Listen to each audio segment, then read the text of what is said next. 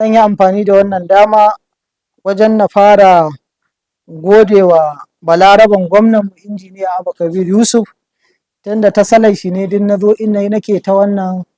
shanawar, kana ga yanzu kana haska ofis ɗin nan, kai ma ka san cewa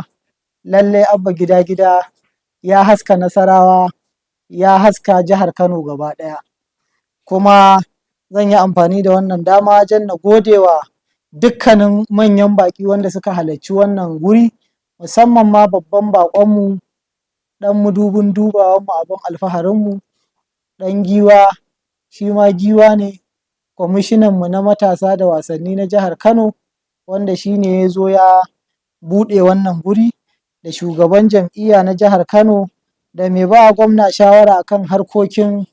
siyasa na jihar Kano, Sunusi Siraja Kwankwaso, wanda aka fi laƙabi da Kotun Ƙoli,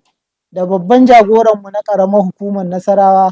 Alhaji Mustapha Mai Sikeli, da shugaban jam'iyyarmu na ƙaramar hukumar Nasarawa,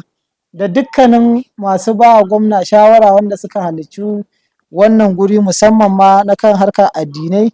Malam Ali Bichi, da darakta ta Nana Jibrin,